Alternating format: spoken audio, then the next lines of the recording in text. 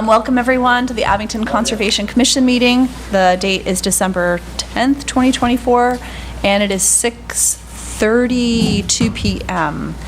So first up, I just want to mention that there are two items that were on the agenda for tonight that will be discussed at the January 14th meeting. That is for 4454 Linwood Street. And the second is the certificate of compliance regulations. That's going to be discussed at the next meeting. There was an issue on the town website with and we didn't think it was fair to have an agenda in one place that said something different in another place. The next thing I want to do is introduce our new conservation agent, Nick Jenks. Do you want to introduce yourself? Hey everyone, been in the town working as a local building inspector. Gonna jump in and do some of the Concom activities too. Town hasn't really had a actual paid employee who does the field work for Concom, so I'm gonna take on all of those duties. So we can hopefully be a little more quicker to respond, a little more scheduled, everything, kind of assist the community moving everything forward. Thank you.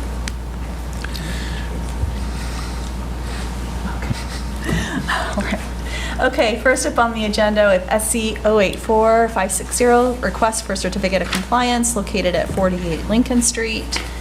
We are trying to get a site walk arranged. Tony was supposed to reach out to the owners. Okay. I don't know if that's something that you've heard about. I haven't heard any kind of response to it, but Okay. I can follow up in the morning. That'd be fantastic. Yeah. So that's been on the agenda since November 20th? And they still haven't set up a site walk for that? Tony was supposed to reach out to them to get the site walk done. They did give us the pictures of the replication / restoration. Oh, Sean. Hi, Sean Riley, 5 Washington Street, the attorney for the applicant on the original order of conditions. I just want to clarify, the certificate of compliance has already been issued, so what we submitted was the final monitoring report, which basically could close the file. If you want to do a site walk, you certainly can. We don't own the property anymore. I don't have a phone number of the new owners. I'd have to get the names. I talked to Tony about this about a month ago.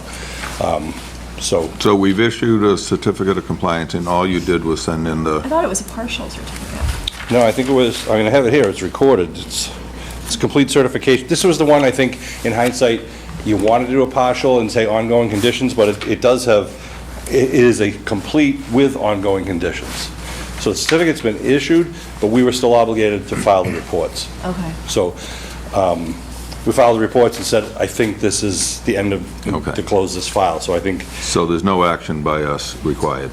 no, if you want to go. We need to verify the restoration, because it was restoration, right? It wasn't replication. Correct. It was a one-time. There's photos that were submitted, Yeah. and if you want to verify the photos, go right ahead. Yeah. But I don't think there's anything more That's the only to thing we do. need to do to close it out. Okay. So we just need to get that site walk and. Yeah, I'm only here because it said certificate of compliance, and it confused me, so I just Okay. want to clarify, that's done, the reports are Okay. done, but if you want to do any follow-up, more power to you. Then you're gonna have to reach out to the owners of the property now, Yeah, not that's not what the Tony applicant. was supposed to have done. Yeah, So technically, this without the phone isn't, number, I'll probably swing by and knock on the door. Okay. Yeah. Get a phone number, ask permission. Yeah. no. So this Unfortunately, most isn't people a have cell phones, so you request. can't call 411 anymore. what would this be called then instead? It's not a request, right? You No, just it's nothing. vote to accept the report, or, I don't even know if you have to vote to accept it, I just filed it. Yeah, Yeah, yeah. okay. That's all. So if Nick can go out there between now and the next meeting, get some pictures and Yeah. make sure it's okay, Yes, then up we'll to just close it out at the next meeting. The, Okay. Yeah, give me a buzz, because I'm usually available. yeah, I'll see what their schedule looks like when I get in touch with them. Came out nice. ECR did the follow-through and everything, so that's it. Merry Christmas. Okay, Merry Christmas. Merry Christmas. Thanks, Sean. Okay, thank you. Okay, now we actually have a real request for certificate of compliance, SC 084751, located at 1065 Bedford Street. And we talked about this at the last meeting, and the only issue, well, there's two issues. One was a shed, which turns out to not be on the property, it's somebody else's. And the Oh. second is the signs were too small, but Correct. that's been fixed. Great. And I'm not sure, you went out there to check it? Yeah, I went out there and measured them.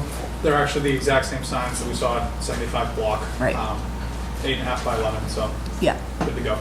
yeah, so it seems fine, so, does anyone want to? Make a motion to issue a certificate of compliance for SE 84-751. Second. All in favor? Aye. Any opposed? Unanimous, okay. Next, we have SE 084577, notice of intent filed by the Mountain Biking Club located at Ames Knoll State Park. Good evening, Chris Patrick with New England Mountain Bike Association. I assume you all have your packets for the notice of intent, so I'm going to guide my conversation using those packets. This is a project that started off with a review with the DCR's wetland scientist, and they instructed us that they have a new process for all trail projects where they review them through their green docket program before we come to a town to present to the Conservation Commission, so that they can have their guidance laid on top before we get to you. Their guidance for this particular project was that they would like us to prepare a notice of intent, which we volunteered to do, and that's what I am presenting tonight. The proposed project is to reconstruct 3 deteriorated timber trail bridges. They are located in the northwest sector of the Ames Knoll State Park. There are figures on a map in the packet. Unfortunately, I don't think the pages are numbered. I would have called them out. And there are photos also within the packet that show the existing condition of the bridges. That's Appendix C. Why don't I have You can see one that of they're those? deteriorating. I think it was from last time. This project area includes a number of multi-use trails, and it's heavily wooded. And per DEP mapping data, the site contains shrub swampland and wood swamp wetland resource areas. And the 3 bridges provide major access across existing wetland areas. The project does not contain an ACEC or a National Heritage or an Endangered Species Program habitat, or any priority habitat or rare wildlife. The site is not located within the FEMA 100-year floodplain, and you can see all of that on Figure 2. The existing bridges, as you can see, are roughly 22 inches wide. There are 3 of them, as I said, so 224 feet, 45 feet, and 30 feet. And so the proposed project is to remove all of the existing bridges, including disposal, to stage and stockpile new bridge material on the existing trail tread. We have actually access that the DCR has shown us. We can actually drive a pickup truck in to the site and stage all of our material on the trail surface.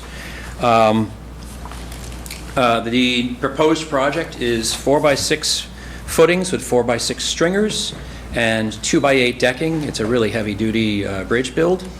And we are also requesting a waiver request because overall, the project will result in a net environmental benefit since the work will reduce the footprint of the structure. And how we are going to do that is the existing structure has roughly every 5 feet a footer in the ground.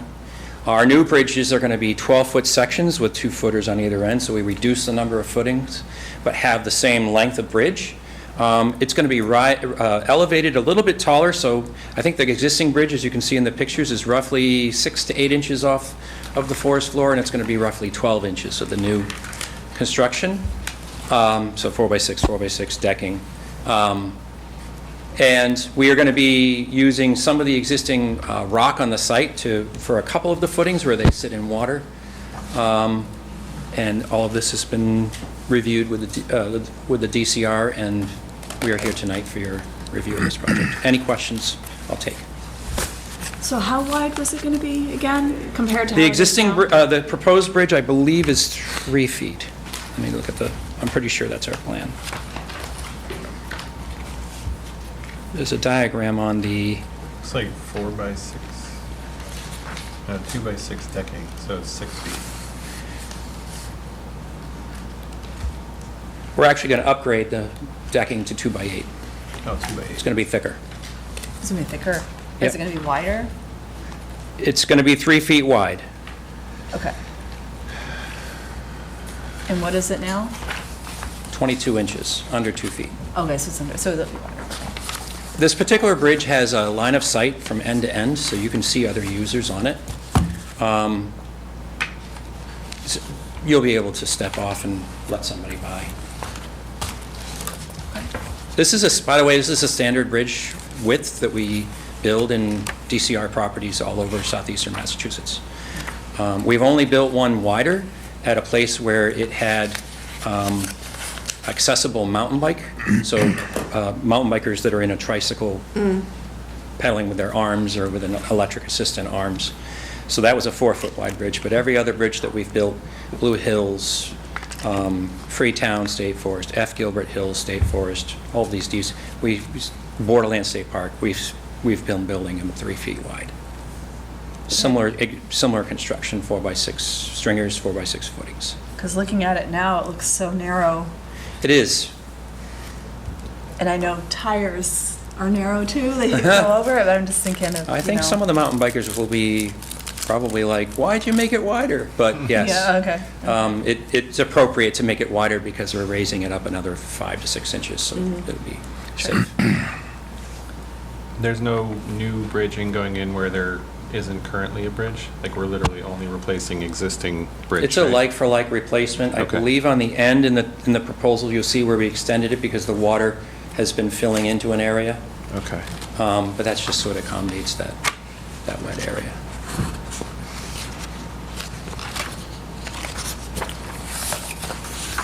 Any other questions? What exactly are we waiving per the request? I believe your town has a bylaw now. I think because it is within wetlands, technically speaking, Yeah.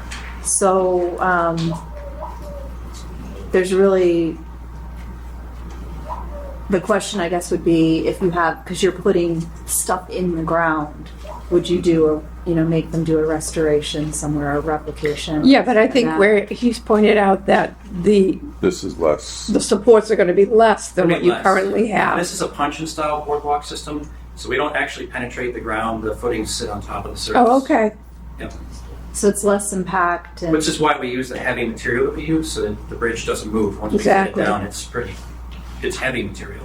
It's a lot to get it in. But, because there technically would be some sort of dredge, some actual stuff in the ground, Yeah. we would then have to typically say, okay, what are you gonna restore? But here, I think we can be a lot more flexible about stuff because it is in the public interest. Right. And it's just replacing what's already there. Yeah, I mean, typically, before this DCR process was put into place, typically we would come in front of a conservation commission similar to tonight and request an RDA because it's a like-for-like replacement, but the DCR now has a process where they'd like to assert their purview, so they request that it's become a notice of intent. Okay. And how would the construction for this, how would it be done? So the construction is, in terms of like describing materials and how we assemble everything. Yeah, how it's assembled, how do you get it So out there? we put the footings down, we put the stringers. The stringers are toe-nailed in with galvy nails. Once that structure is built, we then deck it. The 2x8 decking is pre-cut off site, so there's no sawdust and anything like that. We bring it in pre-cut. Those are ceramic screwed down with ceramic coated screws so they can be replaced if something falls on them and breaks them. And those are spaced 0.75, so 3/4 of an inch. Not like decking in a deck on your house, so that they shed leaves and snow, but so they're not too wide for dogs to Wow. trip on and fall in. So that we've settled on a 3/4 inch spacing. It also reduces overall material for long lengths of bridge, so it works out well. And that's how we build it. I think there's a side view in the. So you build it in place? We build it in place. Yeah, okay. Yep. So you're not bringing, you mentioned a truck, and that's pretty much the only equipment you're gonna. So either a truck or an ATV with a trailer can come in on that access trail Okay. to a point. Then it's Then you're lugging it. You're lugging it in. Yeah. Okay. I wasn't sure if you were gonna drive something right up to the site that you were We gonna. won't be driving up to the wetland area, Okay. no. I don't think we'd even do it. It's pretty rugged at that point. Okay.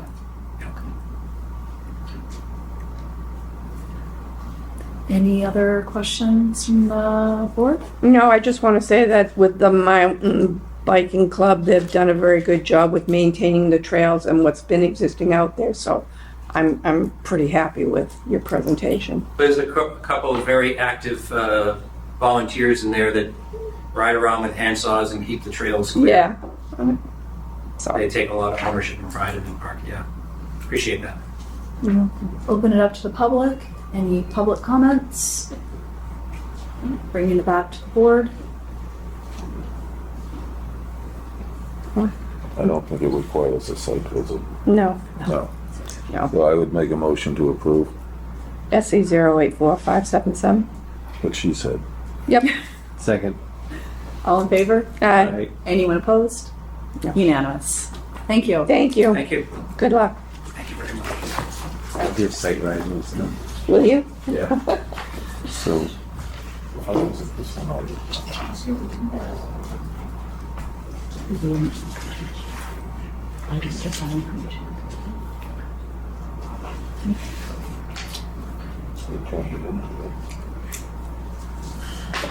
All right, I'm going to skip around a little bit. Right now, we're going to go into the request for determination of applicability located at 81 Crabtree Lane.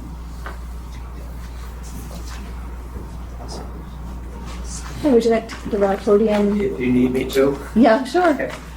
Give your name and address. Jim Collins, it's 116 South Street, Halifax, Mass.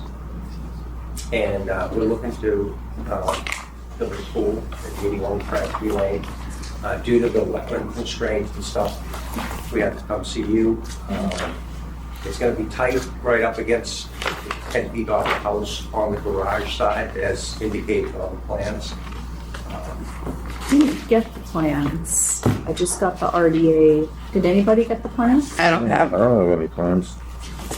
So we didn't have an actual plan. Is there one that you had sent in? There is. Okay. Okay. All right. You wouldn't happen to have a copy on you, would you?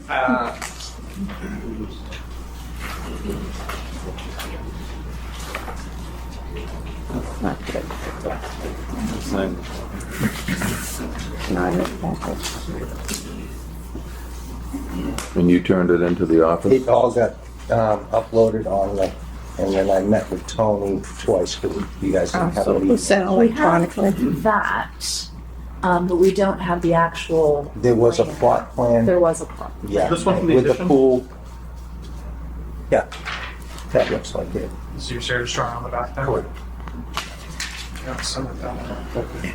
We ran into the same thing over in Hanover, and there was, as long as there was a, I forget what they did, it was almost like a variance that they could do right in-house. That's a lot. And she was able to, as long as they don't encroach like 65 feet. Okay. That was the, and I had asked about that, and I guess that wasn't a possibility, so. Because it's literally the same exact situation, it's sitting right there. Why don't you go to the podium so people can hear at home? Actually, is this? Are you still? Someone's doing a copy? Is that the one? That's this one. That's So that's Yeah, the pool. yeah, Yeah, 'cause this it is has- actually a better copy of it. Okay. Actually shows the size a little better. Oh, yeah. There's also That's a, much bigger than the other. a sewerage image. easement There's a better that copy runs of through it. the backyard that we had to state, and they marked that out for us. So, We will need to have do a site walk Okay. to take a look at this, so you're fine with that? Yeah, Okay. yeah, that's fine. So, can we set up a time for the next week or two? We'll Alright. give you some time slots and let you know when some of the commissioners can come out, come up with a time for that. Shoot me an email, or that way we'll go back and forth, figure out a time that'll work for everyone. Awesome. Thank you. Okay. And then we'll discuss at the next meeting on the 14th. Thank you. All right, thank you very much. thank you. Thank you. Number Pass those back down to Nick, please. All right, next on the agenda, discussion and possible vote on enforcement order on 1212 Bedford Street, 1200 Bedford Street. So, actually, I think everyone here has been to 1200 Bedford Street.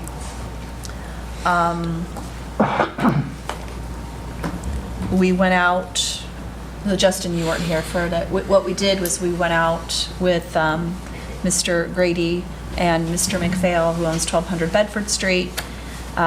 We got someone to do some test pits for us. In the rear part of the property, Justin, where you might remember, we came up with, figured out where the wetland line was there. And then closer to the pond, which this is going to be presented to us at the next meeting, right? Hopefully, yes. I have some information. Okay. There's the pond, and I don't know if you guys remember, there was a lot of back and forth about is it a pond, is it a wetland, etc. So they've determined it is a wetland, but there are some things that they are talking about potentially filling and replicating it so it's closer to the wetland in the back. We did a test pit, found hydric soils right in the area that you would have expected if Mass Mapper is correct. So in terms of for 1200 Bedford Street going on, they're coming up with a plan. They're going to give it to us by January 7th. Yes. Yes, okay. And a couple of alternatives for what to do because it's really kind of tricky. Mr. McPhail has been really working with us and has been really great.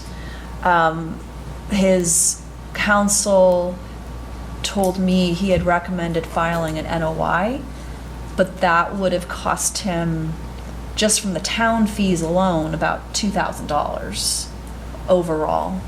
And I don't even know what it is, the extra money is for the state. So I was talking to DEP, and typically towns will do one of two things, which is, in this case, we've done a cease and desist. Mr. McPhail has been fantastic trying to get things fixed. But there's no force of law in case something happens and the property gets sold in the middle of this. So some commissions will actually give the enforcement order even if the owner is being compliant, just in case something happens. And Mr. McPhail had expressed some concern that, well, is this going to be it? Like, we're done here. I'm not going to have like Lynn Mullen III come in 40 years and say, no, you didn't, So I explained to him that we give the enforcement order, he does what he needs to do, we rescind, we're good. And the only time Lynn Mullen III would come is if there was a new violation. So he agreed to that. And so that's it for 1200 Bedford Street, so we can go ahead and do that. For 1212 Bedford Street, Mr. DeAndre, from my understanding, lost his counsel. His counsel has decided to represent Mr. McPhail instead. Mr. DeAndre did not sign with Grady Consulting, or any firm, and he is refusing to do anything.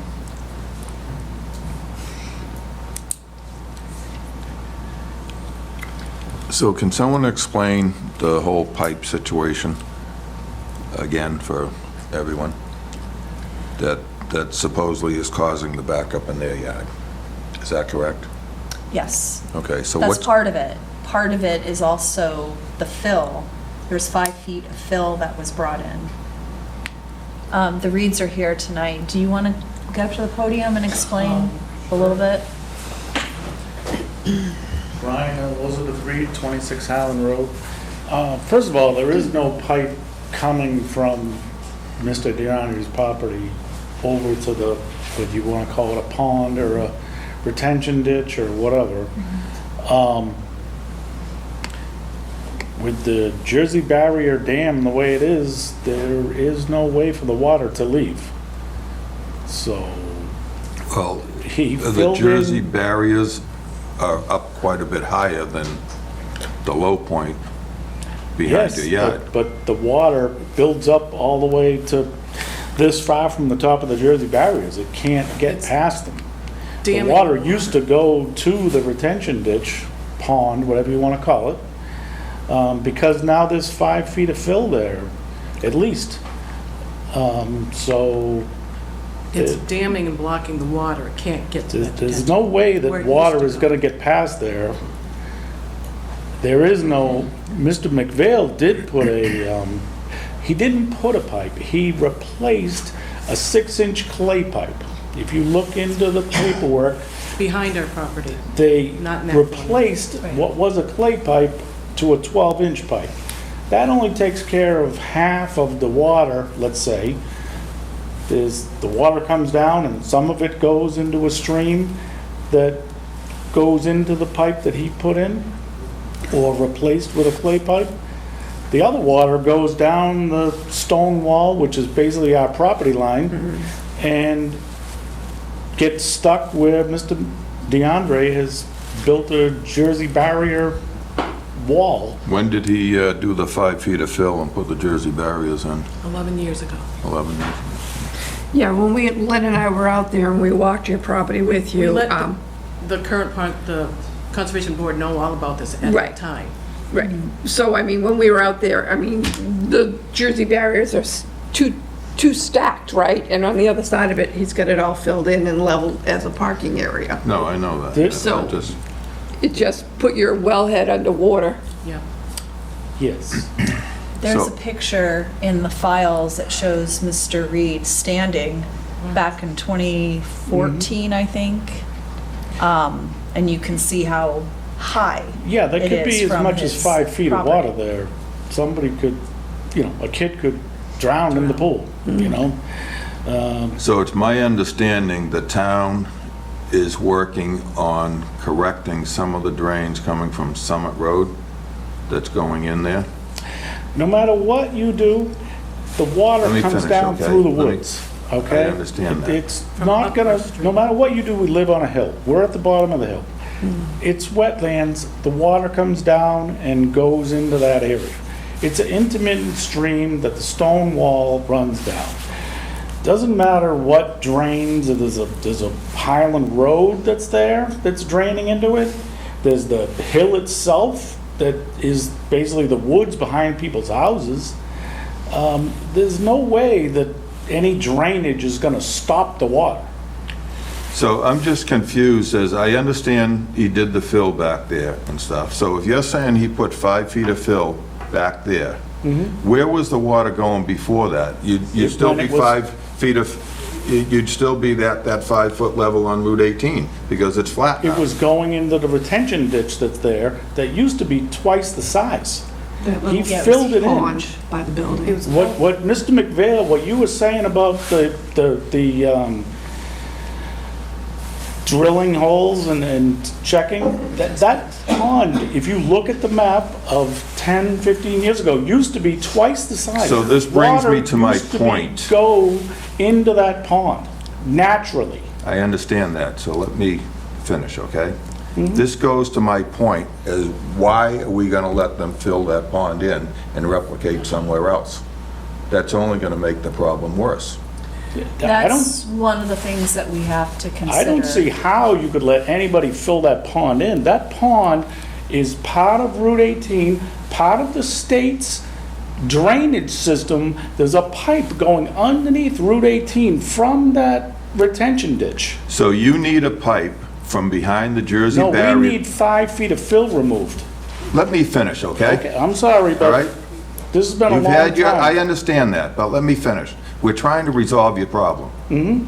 So if there was a pipe from there, if he's not gonna remove the fill, and we're gonna have to go to court or whatever we have to do, if there were a pipe from back there into this pond, to the pipe that the state put in going across the street, it would alleviate the water in your backyard. Possibly, but it needs to be an engineered thing. I understand It needs to that. be- I get It needs to that. be maintained. Someone has to be responsible for it, right? We shouldn't have Jersey barriers. Because my Making a point dam. is, that is a flat lot. And if you've got 5 feet of fill It here. wasn't always a flat lot. Let me finish, okay? It's a flat lot now, and you say there's 5 feet of fill here. So we take that 5 feet of fill out, you still have 5 feet of fill at Route 18. Because Route 18 is even with that 5 feet of fill. You understand what I'm saying? Yes, he filled that whole area. Okay. The 5 feet of fill would have to be removed On for the- what is, and on the DEP map, wetlands, which goes all the way to the retention ditch, the pond. So if that was 5 feet removed all the way to the retention ditch, then water would naturally go just like it did before. We never, ever had water on our property like this until he filled it in and put Jersey barriers there. So there's more fill. It's not just on that corner. He did that whole parking lot, the whole area, McPhail's property.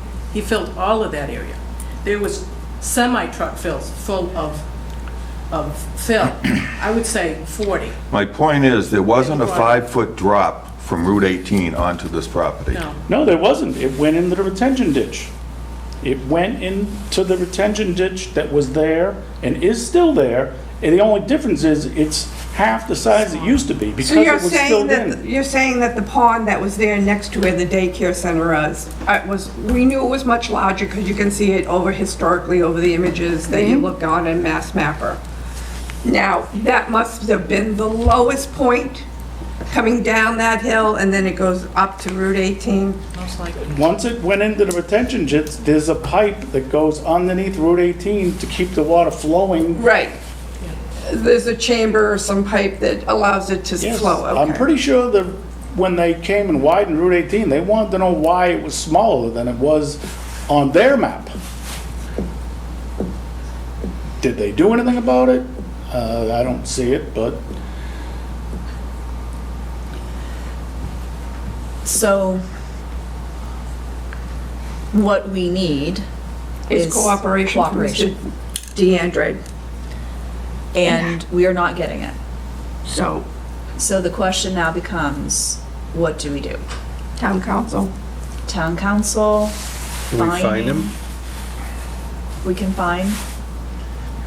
We can do both. I think we need to go to town council for some guidance on this and just explain to her exactly what's been going on. You did a very thorough timeline on everything that's happened on these properties. To have this continue another 5 years is ridiculous. But it is tied to the other, so we have to know what's gonna happen at Vinnie's before we can make a decision on what's gonna happen with McPhail's. Correct.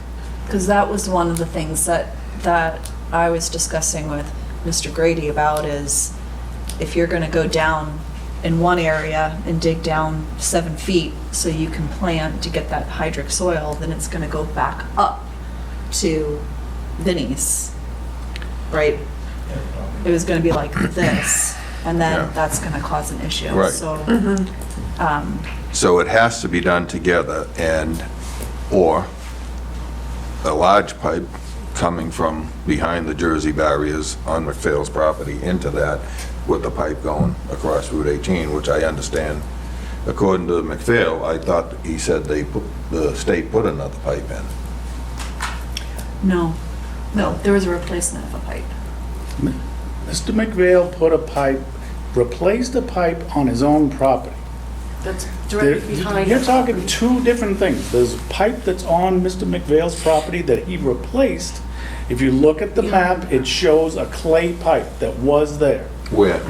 Behind On our Mr. property. McVale's property, behind our property, Okay. beyond Mr. DeAndre's property.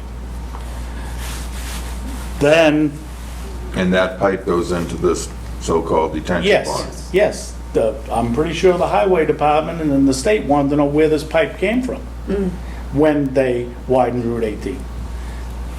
What we're talking about, and you're talking about, is A, bringing the land back to what it was, meaning remove the 5 feet of fill, And if you're talking about a pipe, the pipe would literally have to be coming from our property through Mr. DeAndre's property, through it's a new pipe. It's not, there was no pipe there. There never was a pipe. The land was filled in. He filled it in, he put Jersey barriers there, he created a dam, and now the water can't get through. It's simple as that. It's very simple. But it needs to be addressed. However we fix it, he has to be apparently forced to fix it the right way because he refuses to do it. He sat here right in front of your council 6, 7, 8 years ago, whenever we were here, and basically said if I filled it in on my side, he would fill it in even higher on his side. He sat right here and said it in front of everybody. Different council that was here, sitting here right now, but this is the attitude that we're getting from him. We don't even talk to him anymore because you might as well talk to the wall. No, we got it. We understand. And we're experiencing the same thing, so, I mean, I guess we have no choice but to get the feedback from town council, find out what our best option would be. Either we fine or we go to court and just get it resolved, because it's unfair that Mr. McPhail is willing to work and do whatever needs to be done. He's already invested a lot of time and money hiring consultants.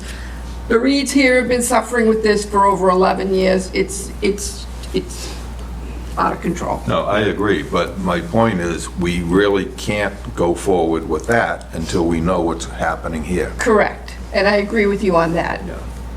I do agree with you on that. All the parties have to come to this table, whether he comes willingly or not.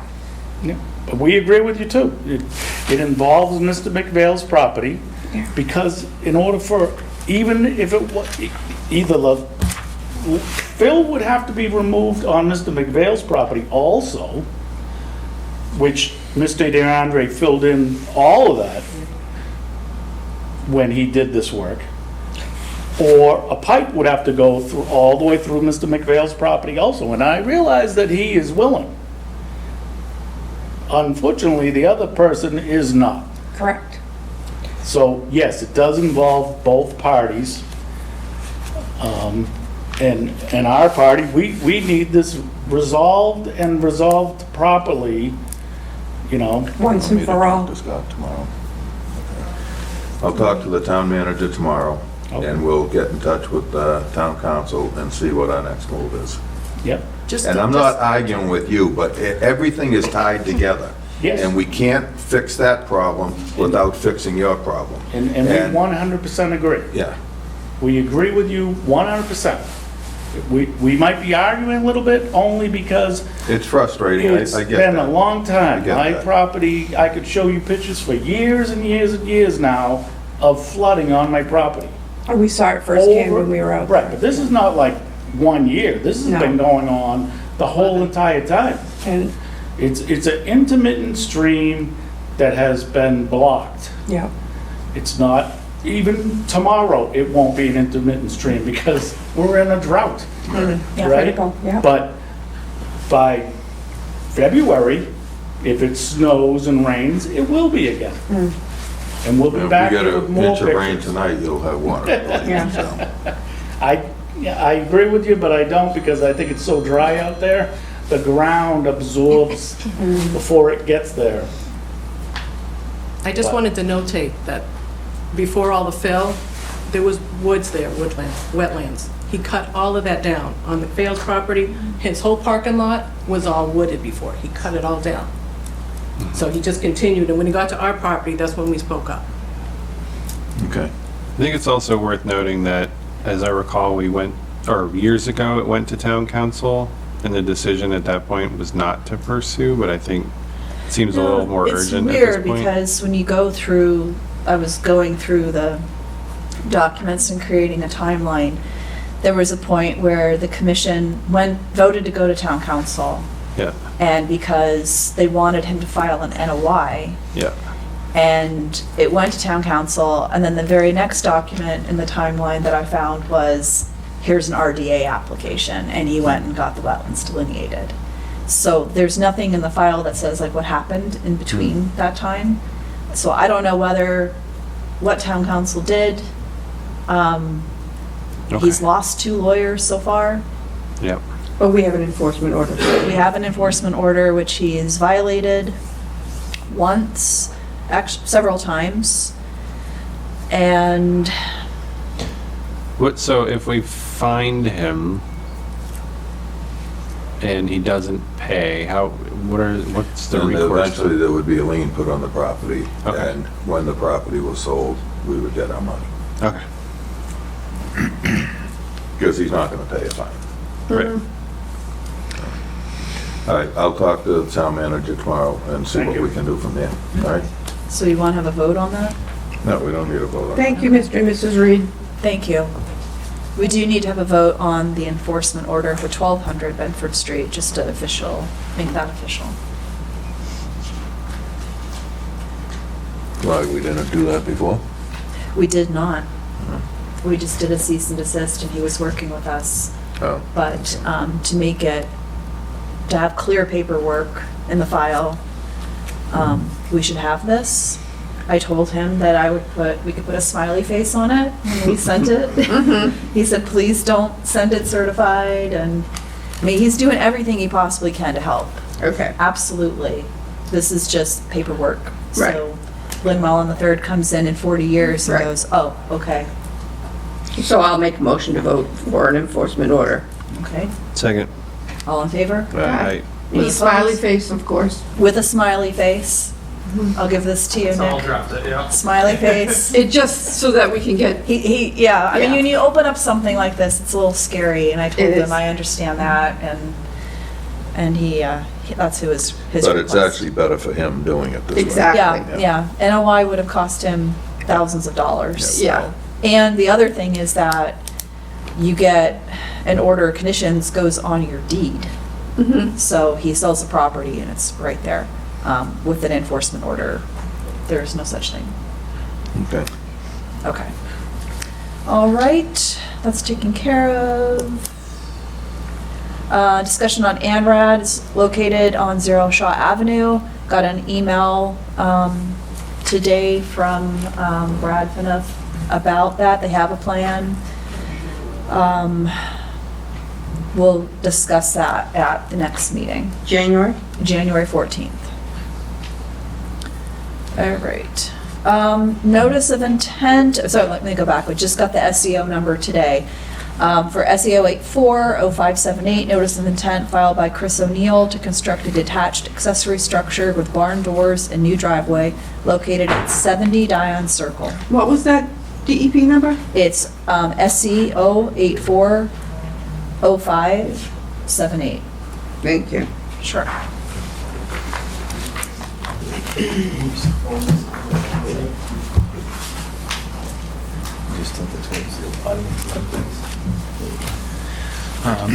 Good evening, my name's Darren Grady, I'm with Grady Consulting. I'm here with Max Capola from Grady Consulting, and also Chris O'Neill, the owner of the property. The project before you tonight is at 70 Diane Circle. The property is about a little over 20,000 square feet. Shown here. There's bordering vegetated wetlands shown in blue here, with the buffer zones of 25 and 35 shown in red here. And then there's a 100-foot buffer zone shown in green. The proposed project is a barn. The barn shown here in tan, and the setback to the wetland there is 35 feet. The wetland was delineated by John Zimmer from South River Environmental, and along with the barn is going to be a driveway. It's going to be paved. There's going to be an access way around the barn that's going to be crushed stone or gravel around here. There's going to be an embankment there with riprap. We have a detail shown on the plan here, and the embankment is shown here to prevent any sediment going towards the wetland during construction. There is a silt sock that's shown in orange here. Other construction mitigation includes a riprap construction entrance shown in orange here. Also, there's a stockpile area shown as a circle right here.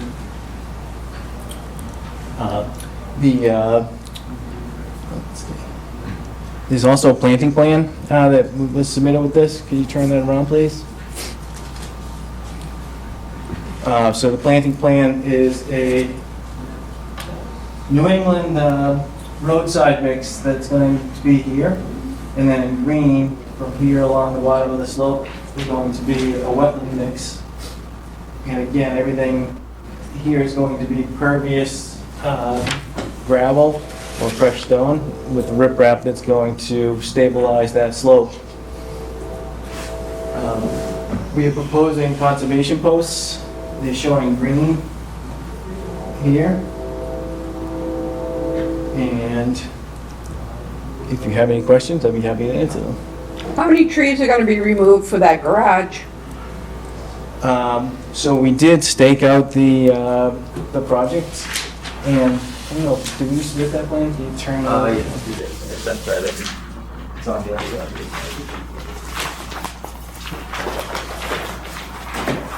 So the trees that are going to It's greater than flat. shown in green here, and how are you producing this project? 67. How many? 67. 67 trees will be removed.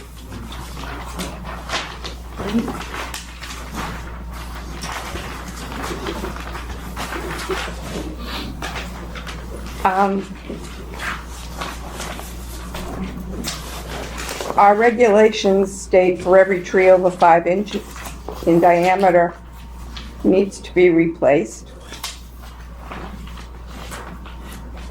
Where are those proposed trees on your plan? Can I speak real quick? My property. Sure. So. Just identify yourself. Introduce yourself and say your address before you speak. Thank you. Christopher O'Neill, 70 Diane Circle. Yep. So a few years back, we purchased that land from the town. Okay. I've lived here for about 15 years now, but we went ahead and purchased that to make our lot the only conforming lot in the neighborhood in order to construct this garage.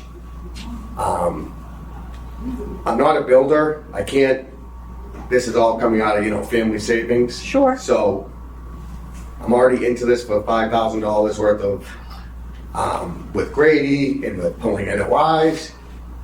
I feel that, we purchased this land. I don't understand why we would be required to put in new trees. That's going to be very costly. It's going to stop the whole thing. I'm not touching the wetlands. I'm not filling any wetlands. Is that in the buffer? But I believe that planning has regulations on trees over 6 inches that if you're disturbing them, that there's Is that planning? the planning board. It's a town bylaw. It's a town bylaw that was adopted last year, I believe. So if I bought that to put a house on it, I see lots clear cut all the time in town. How do they get by planning? They just adopted this last year as a bylaw. I've seen houses built over the last year where people buy raw land and they clear them.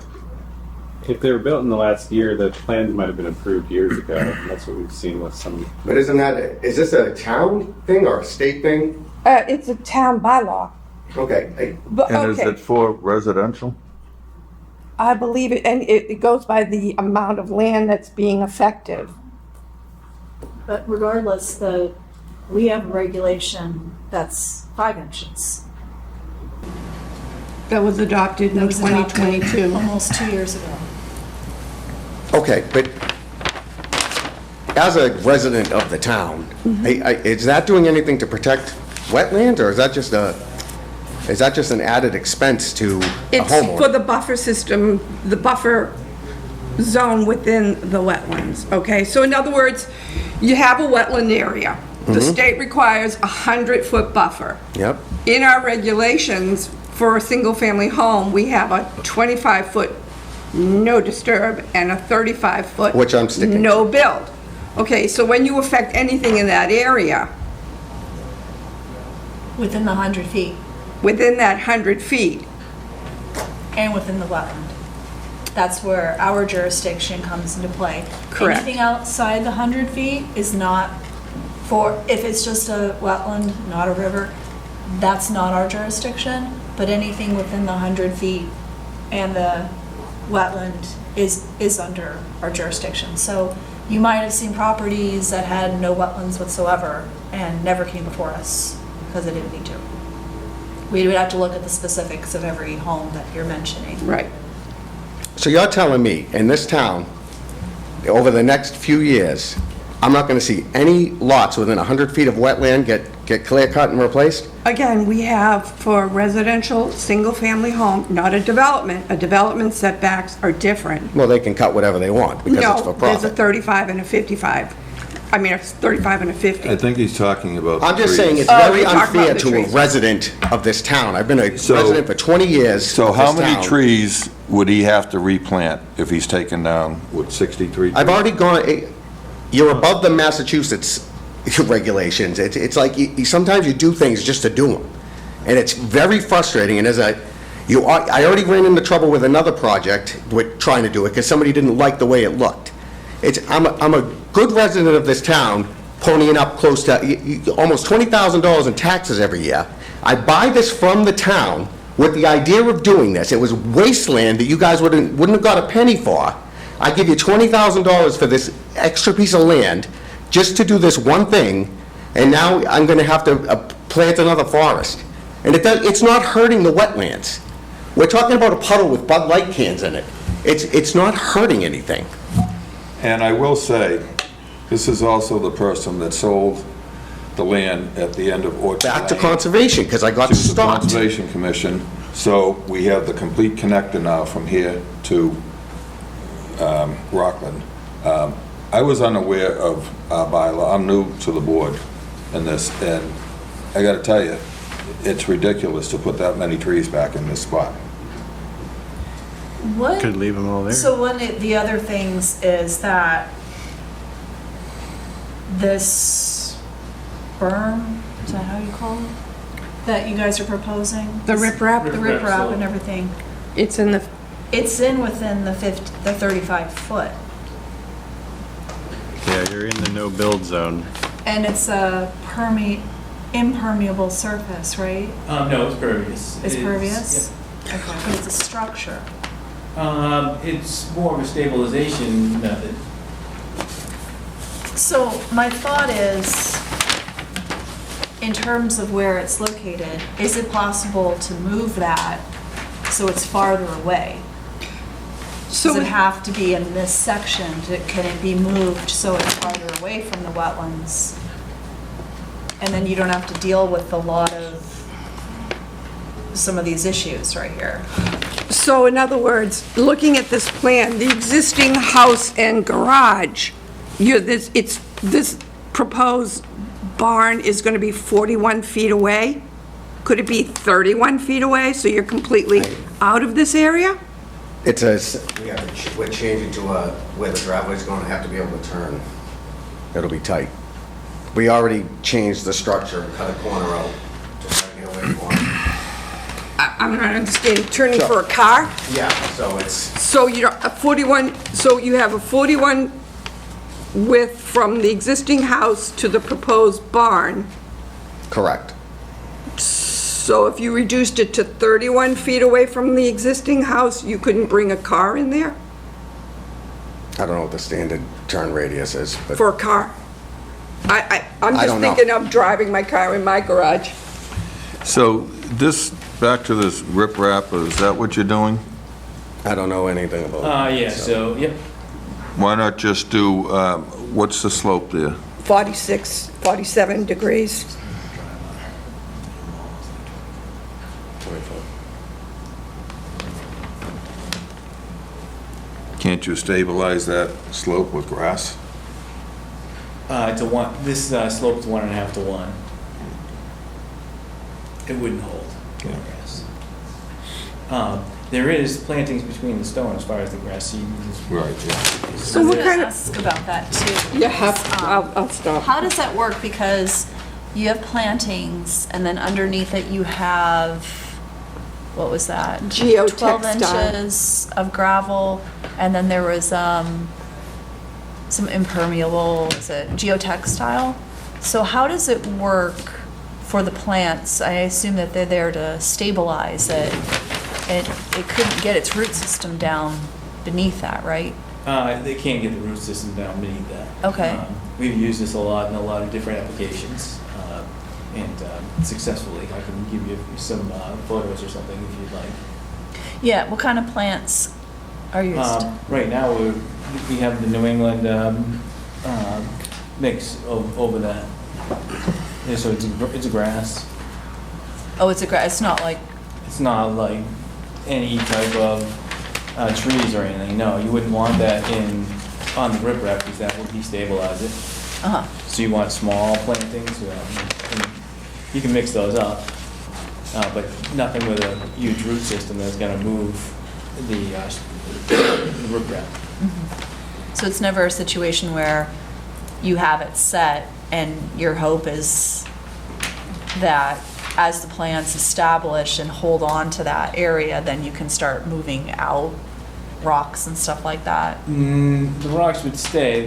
The vegetation would help stabilize as well. Okay, They work together. okay. And how big do those plants get in height? As far as what the grasses there are, they'll be very short. A foot maybe. Okay. Are any of the 60-something trees being replaced? Did you show any replacement? We have no replacement on the plan right now. Well, it says proposed tree line, what is that? Just the trees that are there now. Oh, okay. This is woods all the way to Brockton. All the houses. I was just saying, I mean, you've got all this area behind the house. That's my backyard. There's not that much, You have an easement too. yeah, and I have Oh, a there's an sewer easement? easement. Yeah, there's a sewer easement through there. So there's no room, where's the easement? It's on the, Right if you, behind the house. it goes right along the side of the house, the side of the Okay. property and the existing dwelling. Look to the left as you're facing the house.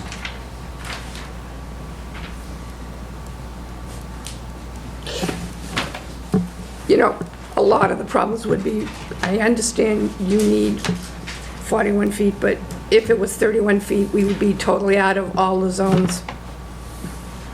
It'd still be affecting some trees though.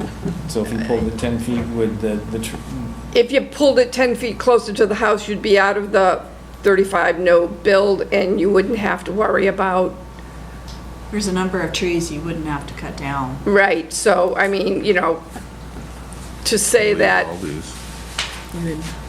All of these. I mean, that would be, And it doesn't have to necessarily be trees, it could be, it could be bushes. it could be like a blueberry bush or something, but I'm just saying, I just think that if you moved it over 10 feet, you'd totally be out of this. Because that back corner where you cut out your garage, you wouldn't have to cut it out if you moved it 10 feet over. You could have your 40 by 40 barn. we're not proposing any building within the 35 right now. Do you see the building in that 35? Well, the riprap is something that we normally, Per the regulations, because I was wondering the same thing, it is considered to be a structure. Structure. yeah. So if it's within the 35. And if you move need, it- you need something stable because of the degree of the slope. So that's why I'm saying you could be total eliminate this whole problem and just,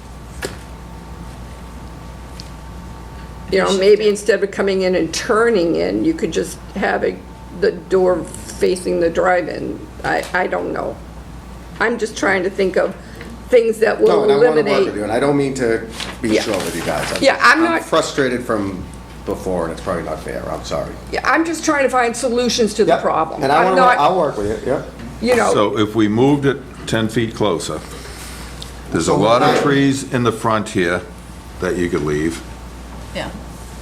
There'd be a lot of trees within that extra 10 feet that you could leave. yep. That would be much, Can I approach? How many? Sure. Yeah, sure. So you got all the trees in here.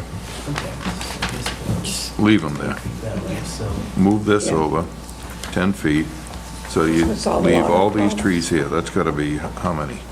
You know? That's more than half. we still need to set the height of this and there's gonna be some sort of grading that needs to get back down to there. Just sliding this forward, we could probably save it 10 feet this way, but I still think we need some grading in here. Maybe there's no trees in this area. so it would help a little. exactly, Yeah, exactly. I don't think we'll get rid of all of them, but Yeah. we'd be happy if Chris wants us to look at that, we'll look at that, and and then maybe give us a proposal for a few bushes or something like that, you know, and Yeah, I mean, it's, You can look this at is a unique situation, It I truly think. I is. mean, I think, you know, we have to be able to look at each project individually, and, you know, apply our regulations as needed, and we're always willing to Yeah. find compromises to solve the problem so that you can have what you want.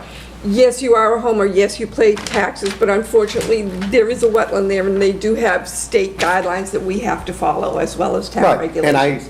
and I totally get that. Yeah, I guess, and I'm I guess my sorry. frustration's coming as I do some research, it seems that Abington is totally overreaching the norm of other towns in the area. Well, actually, we're actually not, if you go and check with some, I mean, she did a lot of research with 350 towns across the state of Massachusetts to come up with our regulations that were fair. Some of them are a lot stricter and require a lot more than we do. We do deal a lot with the surrounding towns around here. I mean, Rockland, Whitman, Halifax, Hanson. There's some towns that have 75 feet. I understand the buffers, I So- totally, but like the marking the trees and things like that, you know, there's So if not you a lot of them. go onto the website, you can find the tree regulations and you can see the ratio. and what does our regulation say? It depends on the size of the tree. Mm-hmm. And we give you the option of, instead of a tree, you could plant like, I don't know, 2 bushes or something like that. So those are cheaper, potentially. Is that under the general bylaws or is it under the web? It's under our regulations on the website. Under the conservation page, you'll find the regulations. Can I ask, just on another point, if I did this as an ADU in February, Yeah, no, it's a different one. It's with accessory dwelling unit, tree. Yep, I believe Tree do regulations. these rules still apply? if you're in a wetlands, yeah. Okay. It does for 40B too, if the Okay, town has I'm just- regulations. okay. Yeah, and that's true. I mean, the town of Norwell has their own regulations. There's a lot of towns that have. That town in Norwell also has shared driveways that I wasn't allowed to do, but Yeah. Do you want us to look at the option of moving that 10 feet and ask for continuance? yeah, I guess I gotta look if it's worth spending the money, to be honest, because, you know, these guys, I don't think we're being reasonable. I gotta be honest. I don't know if there's a way to appeal that to the planning board, or if I gotta go back in front of the zoning board. But I just think, I mean, if your goal as a board here is to protect the wetlands of Massachusetts, and then overreach is, I really feel you're overreaching, because the wetlands, it's not gonna cause any flooding to someone, I'm not gonna bother the animals around there, it's not gonna inhibit my neighbors, it's not gonna hurt anything in the area. I think it's flat out overreach, and I know that, How many animals live in 67 trees, do you think? I don't know. It's probably quite a few, I would imagine, right? Right, but, so when, how you many said you're not animals live disturbing in, animals up in, here. where Century Developments went in? I'm not familiar Well, with that. you got, there's precedent in town, okay? If that's your thought, then you gotta take the whole town and go to everybody and say, you shouldn't be building on your land. It's my I can only land I comment on bought. what's in front of me. And Right, it's, I don't it's have an that plan in overstep. front of me. We can disagree on what an overstep, but it's an overstep. And I think it's, you're looking, I'm a simple homeowner here in town. I'm not looking to build a Burger King in there. It's just an overreach. And as a resident of this town, I just think it's total overreach. It's the second time I ran into it with you guys. It's $5,000 I had to pay these guys already. So, it would have been cheaper to build a new house for the critters. It's not, you gotta be reasonable at some point. This is a benefit, it's not hurting the town. I've done more for this town than you can shake a stick at. I'm not hurting anything. It's nauseating. So, the rules are the rules. You're gonna do what you're gonna do. Honestly, I'm gonna give up and not do it now. That's what's gonna happen. But, whatever, so you guys win again. You cost me so many thousands of dollars in this town with this. It's an overreach. And I think what you guys are out to do as a board and what you're doing are two very different things. So, take it from there. And I swear to God, if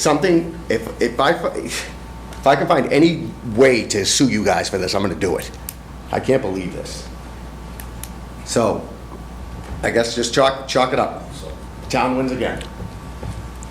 Let me make a motion to continue this for a month. Give it some thought and see what you want to do. I'll second that motion, Which meeting are we doing? continuing it, Yeah, the 14th. in case he wants to think it over. All right, so we got a second.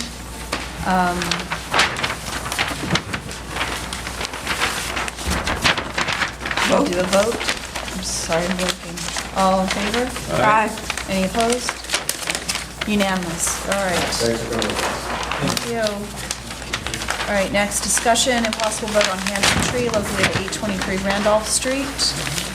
I have not heard from anyone there. Well, I think we take it off the agenda until we hear from someone. There's no need to be discussing it at every meeting. Well, they were supposed to come up with a plan. And they haven't, so when they do, then we hear it. Or we tell them we want it by a date, and if they don't, then we tell town council about that, too. We have an enforcement order. Okay. So we can come up with a, how about I'll contact them, I'll be right back. I just have to run to the ladies' room. what time, what date, and just say we need to have them at a plan by January 7th. We need it in our hands by January January 7th for the 7th. January 14th meeting. Yep. Okay. I don't think we need a vote on that. No, we don't need a vote on that. Okay. All right, we don't have a quorum, we have to wait for Jean.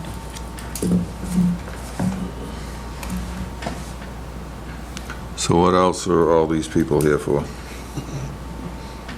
155 Birch. Okay. What else?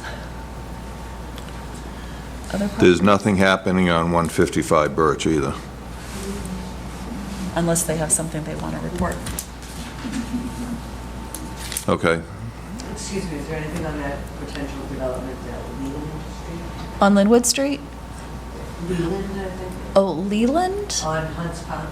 Oh, Linwood Street. Sorry. Right. That wasn't put on the agenda, so that's not going to be discussed tonight. Oh, it's not? Right. Okay, thank you. You're welcome. Can we speak regarding to that? Sure. Sure. Do we need to wait for? Well, they're not Well, on the we're not- agenda, so I don't think it matters. No. Okay. He's just gonna bitch us out anyway. I'm just trying to understand. We're not going to discuss anything. I'm not to discuss the project. I'm just trying to understand the process in here. And, the first time we arrived and we presented the project, we were hashed into no communication with us. We had to go back and re-notify all the abutters and all that. So now, we had communication with the board. What was the name of the other lady? Tony? And we were all set to come to the meeting. We delivered the plans. We did everything that we were supposed to do. When did you deliver the plans? We sent her an email on Wednesday last week We also called her on Tuesday, confirming how many copies were needed. We never got a reply back. Until yesterday. So we didn't get anything within the 7 days that's required before our meeting. Well, we contacted the point of contact, Tony, right? I understand that. We've had some internal issues. It wasn't on the agenda properly, and we didn't receive the stuff. So we will hear it at our next meeting. Right, so, To make sure that you get everything in, supplemental materials, a week for the meeting to give us time. That was on the NOI checklist that you No, I signed. understand that. It was Okay. submitted on Wednesday, first thing in the morning when we Right, were here. that's less back than from Tuesday. 7 days. That's 6 days, right? That's right, and the regulations say 7. But it's because we didn't hear back from her on Tuesday. And even if we sent her an email on Tuesday, we wouldn't be able to get to you guys in time. So we sent it 6 days earlier. I got an email on Wednesday. I copied you on. Yeah, that on one. email on Wednesday morning as soon as we didn't hear anything back from. So when you first filed it, you saw that we have to have all supplemental information at least 7 days prior to the hearing. Correct. And if you gave it to her on Wednesday, that's not 7 days prior to the hearing. Okay. So that's it. So I would make a motion to continue this until January 14th. Can I make a motion to continue if it's not on the agenda? Yeah, it's not on here. It's not on the agenda. So what we will do is we'll put it on the agenda. Are we meeting again On this the month? 14th. Just on the 14th? Yeah. Okay. And We'll, Nick- we'll put it on the agenda for the 14th. Yeah, it's on the agenda on the 14th. It's just a little, the communication part is kind of on both ends, and that's what we wanted to demonstrate it here tonight. Things should be smoother with Christine and Nick on board now. And the reason why we sent it on Wednesday is just to make sure that we had, the amount of copies. If you have anything else, make sure we have it before January 7th, Yep, no, it's all set. okay? And make sure that you contact me if anything goes. Everything should, if you send something in, send it so I'm aware. All the plans. Okay. Okay. And we need, when you're doing plans, we also need the paper copies. Yeah, So- the paper copies. Right, but we only got They this were dropped today. off today. Right. Yes, they got dropped off. Yeah, we didn't know how many copies were needed. Sure. Up until. Okay, I think your point of contact should be Nick in the building department All now. right, so Yes. Me. Okay. yeah, I mean, we decided to come tonight because, I mean, last time we were called the attention that, the neighbors showed up tonight, and we wanted to Right. make sure that we were here, and they know now that's going to be on December 14th, January 14th. January 14th. Right. Okay. All right. All right. Where are we now? Sure. Yes.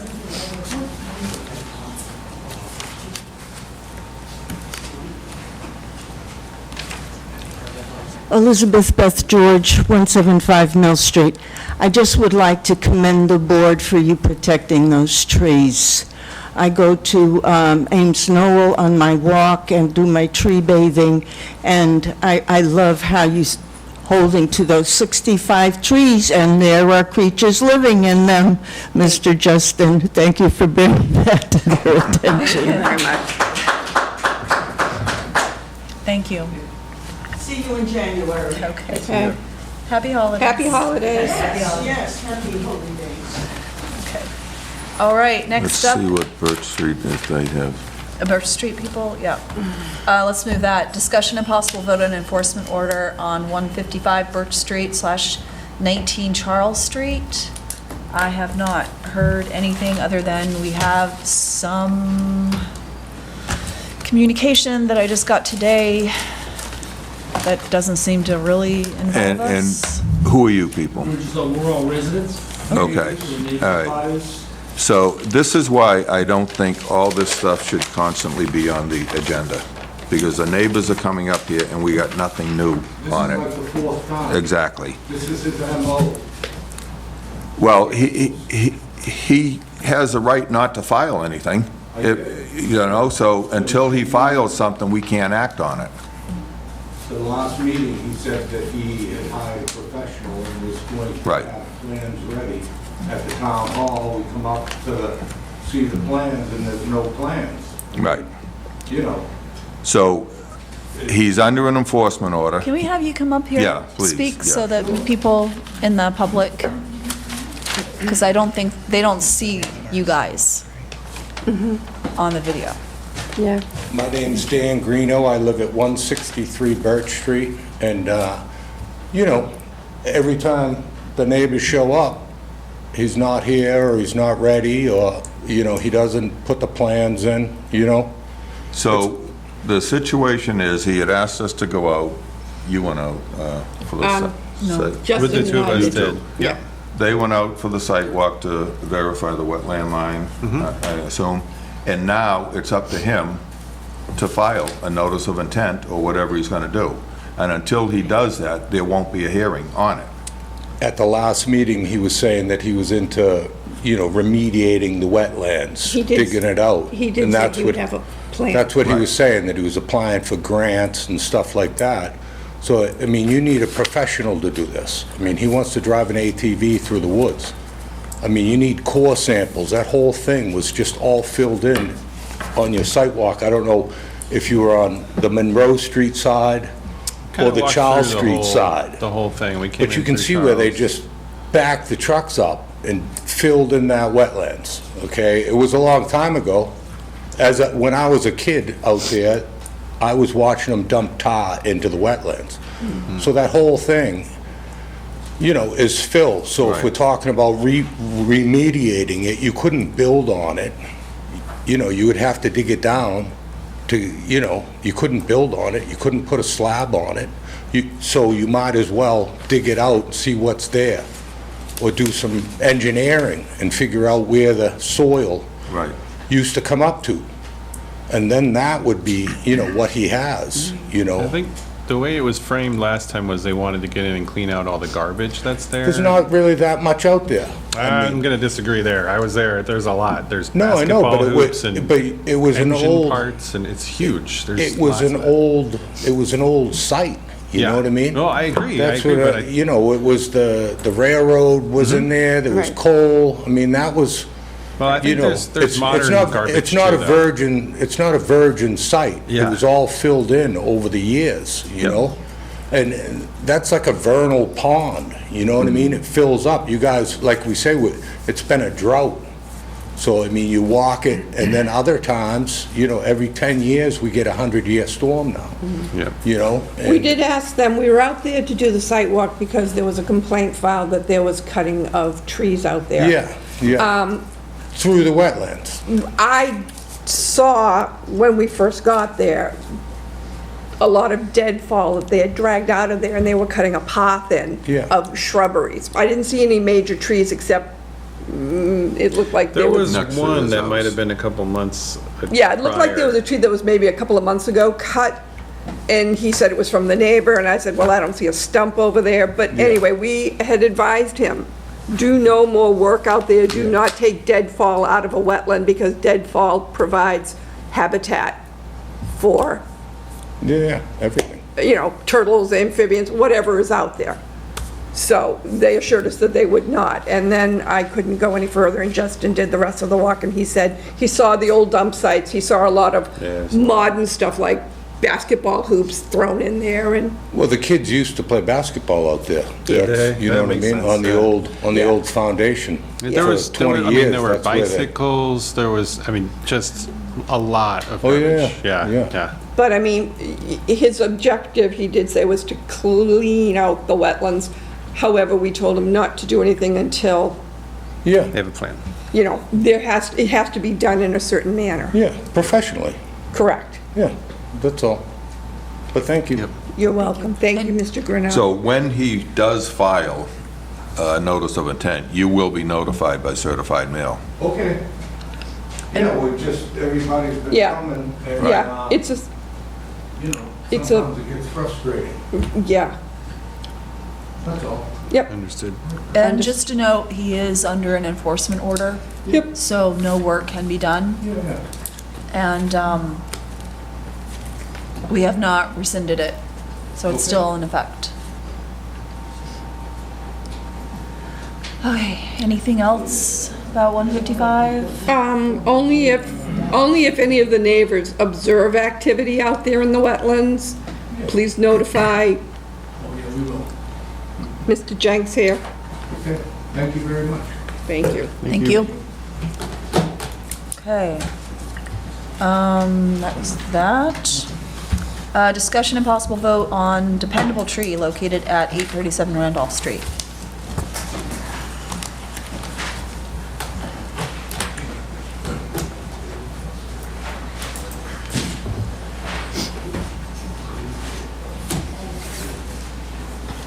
Oh, that's the one. Good evening. Good evening. Last time we talked, you wanted me to come back and re-inform, I guess, and talk about what I think is the last piece of discrepancy on the property. Can we interrupt you for 1 minute? I am a direct abutter, and we don't have a quorum if I leave. Oh. So, under the rule of necessity, I will stay for the hearing, and if there's a vote, I will abstain. Okay. Okay. Thank you. Please continue. Okay. So my understanding, I had a chance to talk to Lynn just to clarify for me what is the last issue, or the only issue. I think just to reiterate, we had a site visit back in the summer. Some of you were there, some of you weren't. What we did is walk around the entire site, and I think we've established that no wetland filling has occurred from what you had originally thought. There was one encroachment from original 50 years ago work, way in the backside, which I think you saw that was okay. And then we're down to an area in the front, right off of Route 139, as you come into the driveway into the property. What the plan shows and what I've attested to personally is that area that's to the right, I have a plan, I can show you that. We have aerial photos we showed at the site, and I think what they show is that the area in contention was actually graded, but it had grass on it, like just natural vegetation. It had been maintained as a parking lot for years and years and years. What Mr. Oliveira did when he first bought the property was to clean it up, which was the reason why you were notified to have an enforcement review. And as we discussed with what has happened there, all he has done is put in what's called millings. It's asphalt millings from when they remill a street. It's impervious material. It's really just crushed stone with the residual asphalt on it. It's not solid. It's not meant to be solid. It does percolate through, and the gravel that's underneath it for the original parking lot's about 2 inches down. So that area is within the 35-foot no-touch zone that you have, but it has already been altered before the Wetlands Protection Act was enforced, was acted on in 1972. I think we talked about this has been in the landscaping business. Mr. Mankiewicz, who was on this commission a long time ago as a chair, has owned this property, and it's stayed as a landscaping type business right through the new owners. So I can show you the aerials.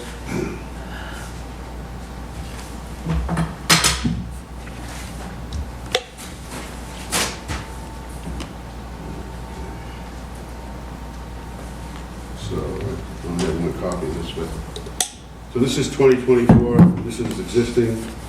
The area front here we're talking about is right here. There's the wetlands are back in here. This ditch is an intermittent stream.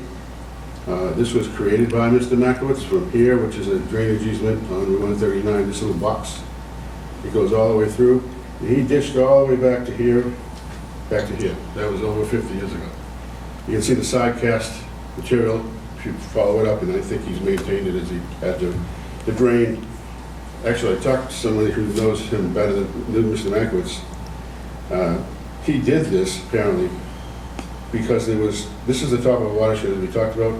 There were these houses along here, which is probably one of yours, actually had water, and he ditched this to drain the water out of that area and carry out front. It used to drain, like most of the site goes this way.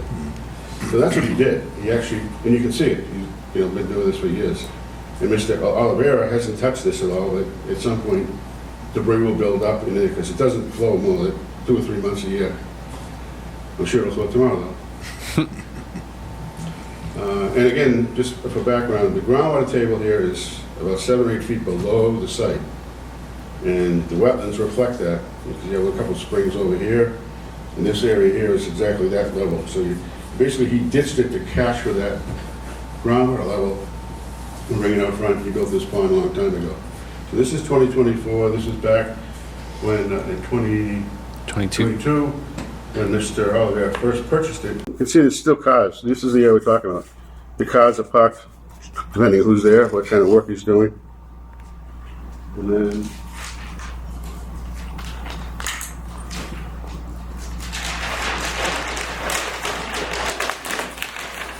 going back to before he owned it, this is 2016. So the same thing, driveway's still there, as you can see. These are both before. There's this area that's basically crabgrass that's growing on top of the gravel material that was in this parking lot. This parking lot was always like this, down along this way, to where the concert hut was. He stuck wood.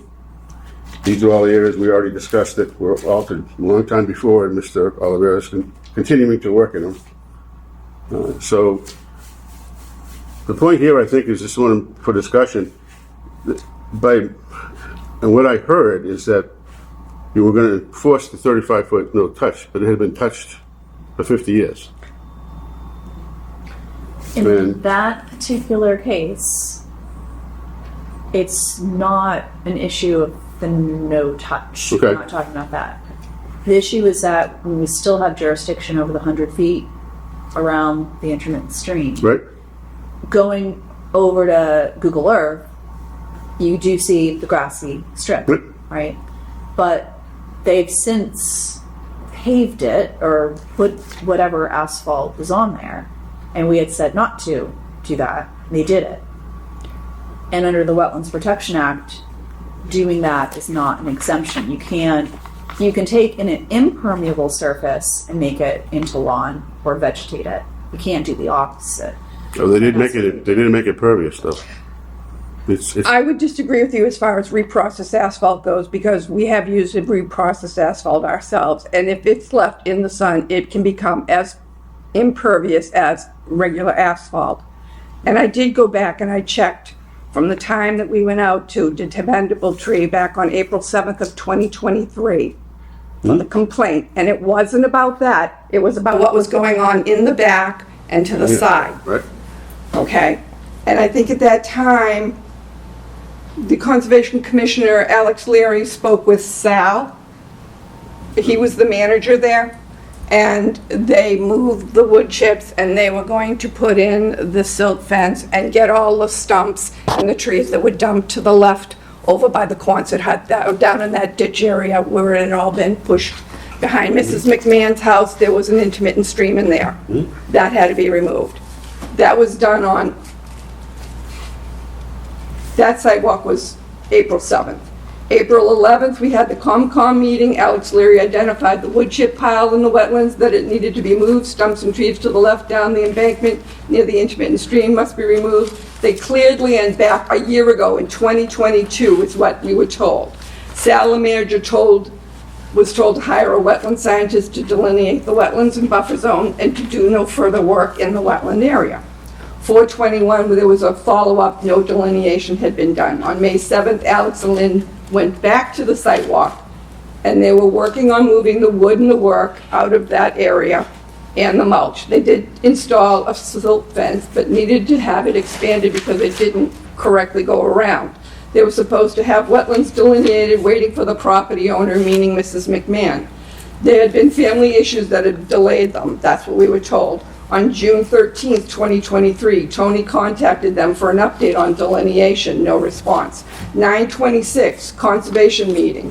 No delineation had been done. Lynn and I did a site walk. I noticed that the parking lot had been created where there was vegetation.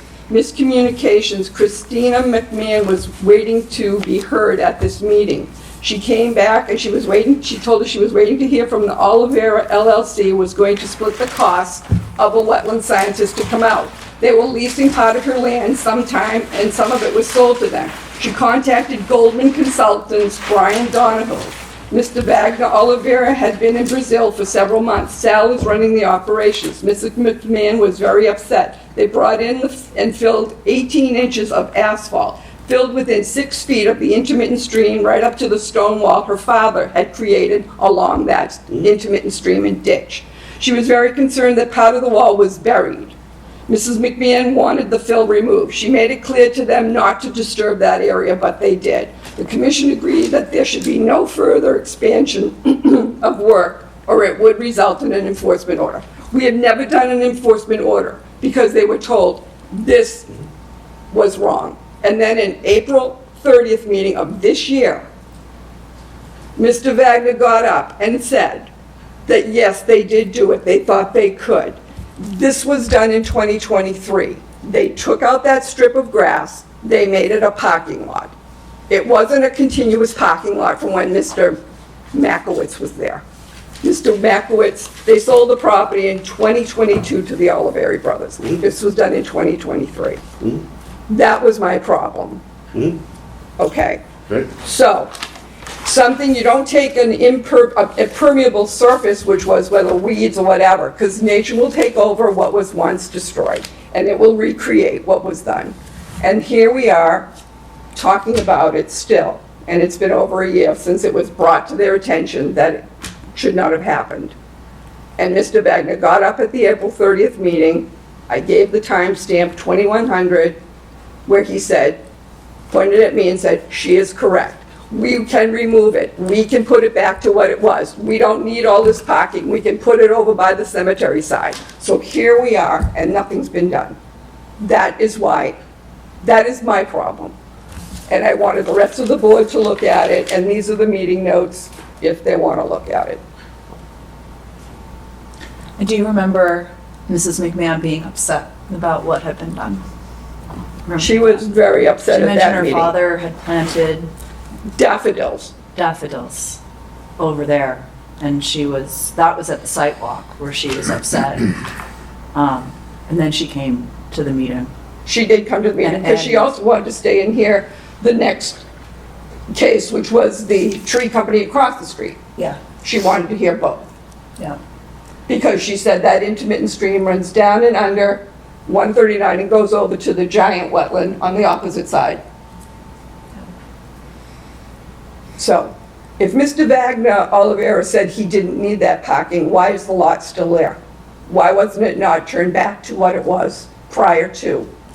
Well, first of all, the first time I've heard about what Mrs. McMahon said. You can go back and watch the meeting. I've talked to Mrs. McMahon several times. You can go back and watch the meeting on September 6th of 2023. What I'm going to do right now is take what you just said, talk to Mr. Wagner, Mr. Oliveira, I mean, and have him remove that material. If there's 18 inches of material there, that's not something I don't know about. There's 2 inches of material. I think a couple of test pits in there. Right. And I would suggest, Mr. Donahoe, and I'm trying to work with you, and I understand that you're very good and you've got a lot of degrees. I looked up your history. I know what you are capable of. But this is information that I was given and the board was given, and we have a prior commissioner who was sitting here at the time. And it was said, we pulled into the parking lot. I'm like, where did this come from? Okay. Well, I'll take what you said and go back to him and talk about that. I will talk to Mrs. McMahon too, because I have talked to her several times. She was at that meeting, and please go back. Lynn, can you send him the link to that Just to meeting? bring this to a head, I appreciate what you said. That's the first time I've heard that particular documentation. And she also emailed me and was asking for updates. This was Recently? early on, Okay. when this first started, so. No, recently, because I've tried to reach her, actually. No, when this first when it started first in started, she was 2023. requesting all right. emails. So to bring this to a close, I mean, I think we've got everything else resolved. Yep. This intermittent stream, again, there's no vegetated wetland along it, so that we were talking about the house, and I wanted to tie all this together, but in any event, if that's what you were told, that there's 15 or 18 inches up, I don't know how. That is what she said. She said she What I'll saw do is them have- bring in. What I'll do is take, what I suggested to him, not knowing again this particular information, do a couple of test pits, find out where the depth of material is. I think if it's anywhere, it's just that front corner, like, I mean, just looking at the difference between the one you did for 2024 and what you see here on 2023, I mean, you can clearly see there's a difference. That's why I'm confused. This area right here, that we're talking about, I don't know how far back you say it goes, because, if it's what you're talking about, it must be right up in this front corner. No, I think it was more up in, through here. Here. Like up and through, I mean, I can't tell from looking at this, but if I was physically walking out there, you can see where it was all. Okay, again, I think the best way to do it is to find out factually whatever that material is, we'll have it removed back to where the original. Well, Mr. Wagner I mean, he did say at the April 30th meeting of this year, 2024, that I was correct. His manager was under the assumption it could be done. They would remove it, and this is the point, it's not been removed.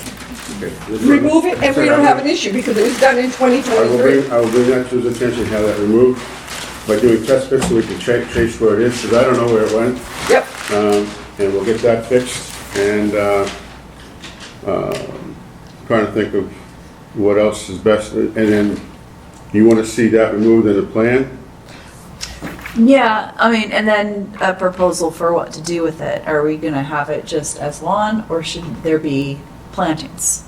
So that it doesn't turn into a crappy situation. Well, this is what, I know it was a parking lot kind of an area, it always had been, so I don't understand how. It probably was, but she's claiming, and when she came to that meeting on September 26th of 2023, she said, her father, she said they filled within 6 feet of the intermittent stream right up to the stone wall. She's very concerned that part of the wall was buried. Mrs. McMahon wants the fill removed. She's made it clear to them not to disturb that area. The commission's agreed that there should be no further expansion of work, and it could result in an enforcement order. Well, let me talk to her, but in the meantime, what I'll do is do some test bits so we know how deep it was, so we can find out exactly. I'm sure she'll probably know exactly what her father planted, whatever. And, you know, personally, I think that if it's just put back to what it was, yeah, I don't have a problem with it, because it was disturbed prior when Mr. Makowitz was working it. And he did have daffodils planted there, and he did have lawn, and that's what she really...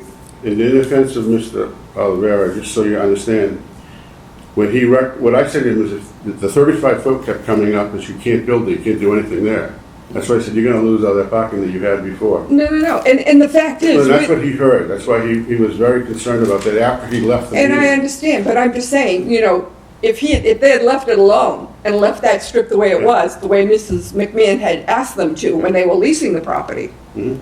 I mean, again, I mean, she can get into the specifics of why, what for, and how come. Well, I will talk to her, but Please. for the purposes of resolving this.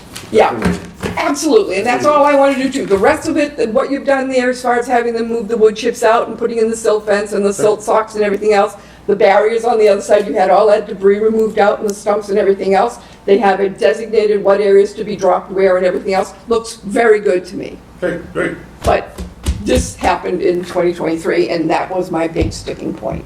Okay, we'll take care of that. Because she was very, very upset. Okay, so we'll resolve that shortly, might be up sometime in January, I'm sure. Yep. As I said. You know, and they could, I mean, if they can do it now, good luck. I mean, and then Yeah, just, so let us know 7 Keep days Lynn prior informed. if you want to be on the agenda. Yeah. Yeah, but do we need to come to you to do the work, or just do the work? I mean, Well, I I think- think before anything's done, this needs to kind of be resolved. yeah, we'll go in there and clear the material out of there, what I why think don't would, you come before us with just, this is our proposal, this is the plan. yeah, I mean, what I would do And is then- just put a row of hay bales or actually straw bales. Everything drains, by the way, currently drains away from the stream. If we take this off, there'll be a little bit that's gonna now drain towards the stream. So I wanna put some hay bales or something for 50 or 60 feet, whatever it is. But I'll do some test bits just to prove how much sediment, but how much fill was there. It has to always be up in the front from what I can. I'm not really sure. I mean, again, when we pulled in there, I just know that when I was first out there in April 7th, there was greenery and vegetation, and then when I came with Lynn, I'm like... Clearly, when you put that material down, it was grass and, you know, will look dramatically different, but in terms of it being... Oh, yeah, because, I mean, I've used reprocessed asphalt in front of my stone wall, and, I mean, that becomes as hard as asphalt road if it's left to bake in the sun. It can. It can. So what do you want the link sent to him? Jean? No, I just thought maybe if you wanted to watch the video of that September 26, 2023, just send them the link to the video, so. 26. Yep, it was The one that I, the one where Mrs. McMahon got up and spoke. Okay, all right. I can do that. Okay, thank you. Thank you very much, Mr. Donovan. Thank you, too. Thank you. I appreciate it. Clarify this, make it go away. Yes. Yep, thank you so much. Have a nice holiday. Okay, reaching the end. We have discussion and possible vote on a pre-construction checklist, so some of you may or hopefully have seen the checklist that we're proposing, where you go out and everything is just laid out, make sure, did they put up the DEP sign? Yes, no, and you can have comments. So I just actually, I know Jean, you had a picture of it, I put it into a Word document. Yeah. And I left it at home, so. Nick had it at our site walk for 0 Summer Street. And it was the one I had written all over and everything. Tony had given him a copy of it. And it just kind of keeps us on track as far as what we need to look for. I don't know if you have it handy on you or anything. I do not like. Okay, that's fine. In the office for the copy, but. No, she was doing it up in a new Word doc, I think you said. Yeah, and I was gonna print it out, my printer acted up, and then I thought I finally got it to work, but I printed out the enforcement order and not also that. Or I think, no, I printed out and I just left it at home, so. But I can send that as a Word doc, and if people want to make suggested changes in the Word doc, or just email and say on, you need to include this, don't, take that out, or rephrase, or something like that, just go ahead and send that, and then we can discuss it Yep. the next meeting. Thank you. All right. And I also want to bring up, not on the agenda, but it's just an aside, that your brochures, Justin, Yep. are now available at the building department. Are they really? Yeah. Oh, that's They're awesome. printed out, and we How don't have them on lovely. ice yet. I haven't heard anything back from anybody, but Oh, that's they're what I being handed out. Ooh, look at that. Boy. Very nice. So good job. Very nice job. Thank you for doing Oh, that. this one's upside down though. Oops. Did they print them all like that? I don't know, Nick. Oh, You can take a look. I noticed that's how they're printed. I've since taken them back in. I'm gonna reprint them. Thank you. I think the double sided might have caught somebody off guard. Oh, I wonder if there's a way to stretch Keeps them it, awake. too, so- Oh, okay. Okay. All right, so, building permits, site visits, you guys had a pre-construction meeting at 0 Summer Street? We did. Or 12 Summer Street? we did. How'd that go? Good. I was there, Alex was there. I typed it up. I sent it in an email to you and Alex and Nick. We met with several representatives for that project. We walked down to Summer Street. One of the first things I looked for was the flagging, and I couldn't see it. So my concern was that the wetland flags were there. One of the representatives had asked if the commission would consider waiving having to put the silt barrier and the straw wattle, the straw bales, along there. And I said not particularly for the pond area, because our regulations were waived. Yeah. And in the 40B negotiations, and so what we did get for a no disturb zone was less than what we would have wanted, so I said I was very adamant about that. Alex agreed. We didn't much worry about the rest of the site. But we want them to do it. We told them, yeah, but just to cut down the trees, we said just put it along the pond. Fall it into the property, the Right, site, yeah. not because they were under the impression that they had a snow removal zone there, and I said, no, that was relocated to the other end, up by the parking lot, sorry. And as far as the tree felling, again, it's to go into the site and not the wetlands and onto, because they were afraid it was going to damage the silt fence and everything. Across the street where the retention areas were going to be, I said I would like the same thing for the BBW and the intermittent stream that's located within that BBW, not to be disturbed in any way, shape, or form. You know, same precautionary measures. Then Nick joined us and handed out the order of conditions, which they did have on hand, and they did have the maps, but they didn't have it out because of the weather. It was snowing that day. Jason Harris joined us, Marion Wong Ryan joined us. I met her for the first time.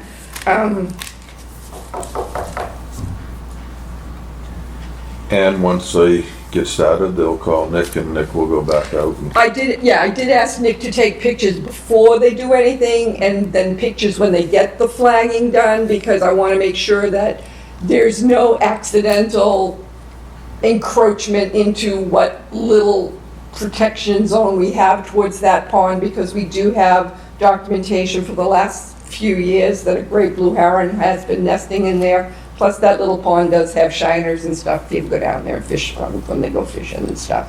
And there's some other little critters that live around there. And he said he would, which was very nice. Because I want to make sure that everything's in place before they start cutting down trees.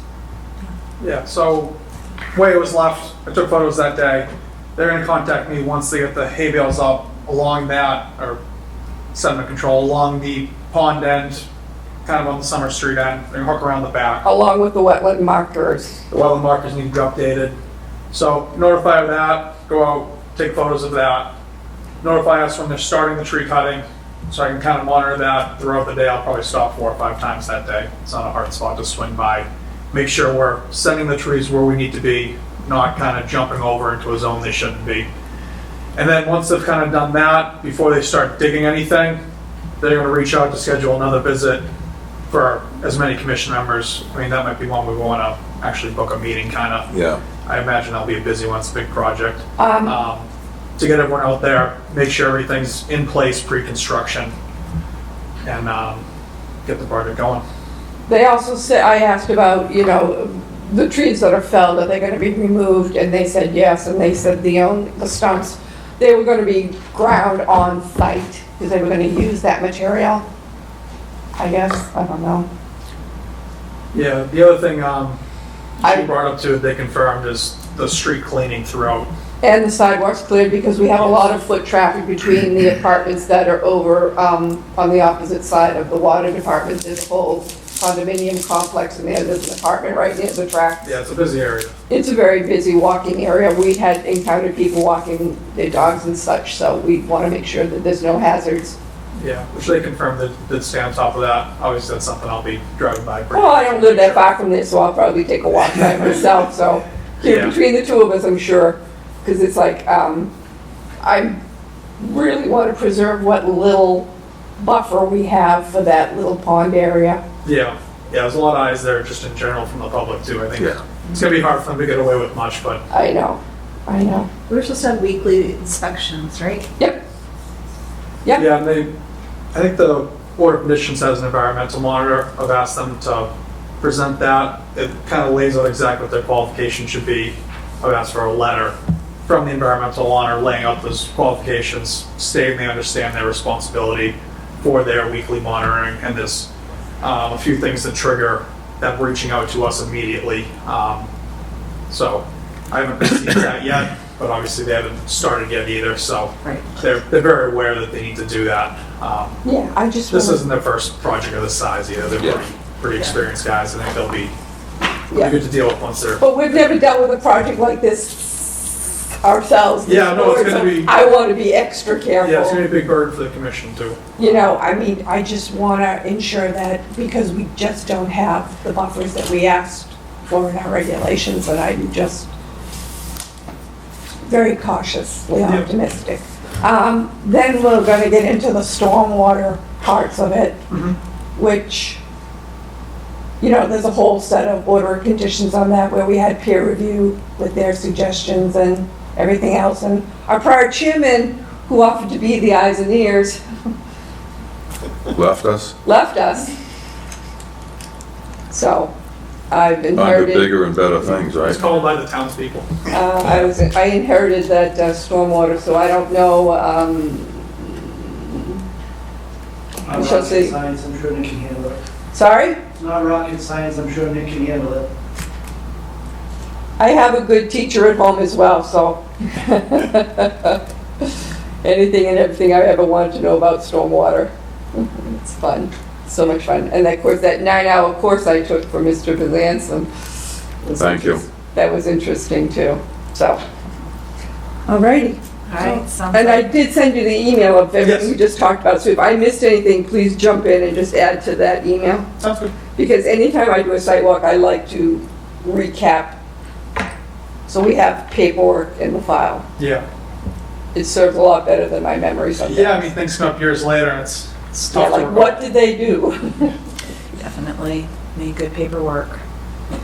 Speaking of things coming up from a long time ago, we have 900 Adams Street, across from the concrete area.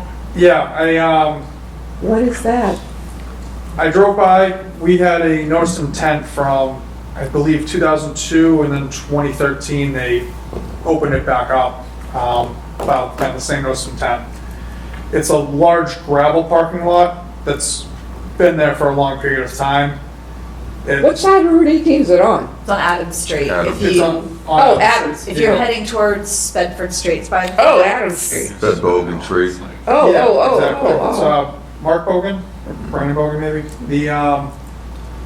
reached out to the owner from the application, answered the phone first time. Oh, I drove by from the street, it looks like there's kind of some wetland in the front right at Adams Street.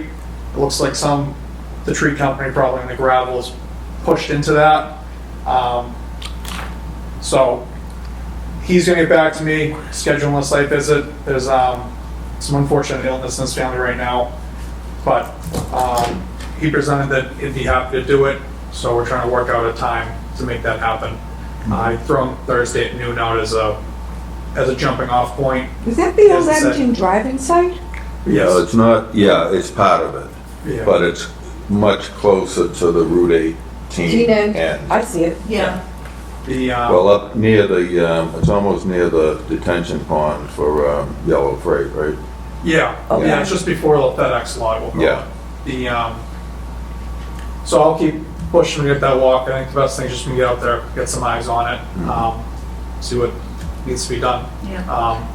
The gravel came, I think, within 10 feet of the wetland, just from how it was for a long time.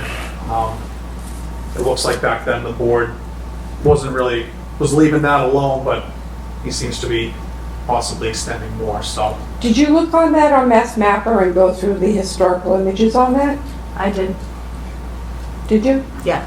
So the plan was approved in 2019, based on a plan in 2013. So I'd asked Nick to pull it, and then they had a 10-foot buffer from that 2013, which they cut from 2019. But if you go into Google Earth, it's a lot easier to see. Okay. There's encroachment past that 10-foot. Oh, boy. And as you're going through Google Earth, you see it more and more and more. Yeah, and you can see some of it even just from the street end of it, which isn't a wide area. Okay. You know, It's significant. Working on getting the permission to actually go out there and see the lot in person, but just plain view it, it appears that, you know, some of that waste from the tree felling is kind of they're trying to lose it there. Yeah. And there's also an area in the back too, 862.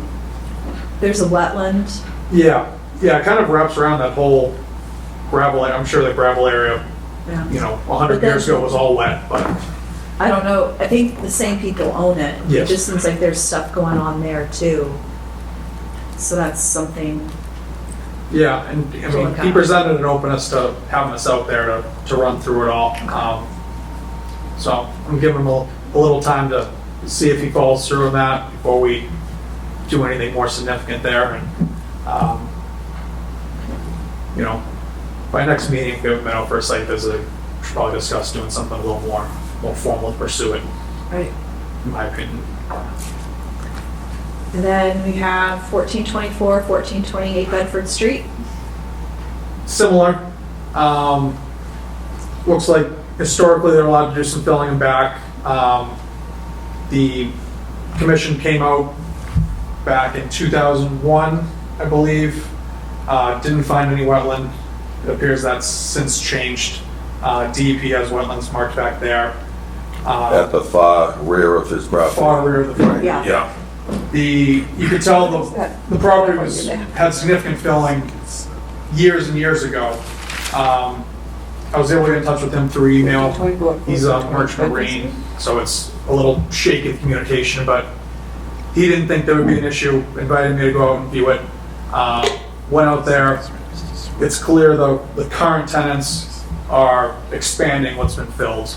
A lot of landscape debris, loom, stuff like that. It looks more like they dumped the truck into the day and it's just slowly pushing into the wet air. Also a lot of trash, kind of in that same area, spreading into the wetland. Is that what an auto body? No, it's kind of behind them. Yeah. Yeah. It's a landscape guy. Next to it, They're going north past. the landscape supply place Yeah, at yeah. the front of the street. I gotcha. And then back there, it's a deep lot.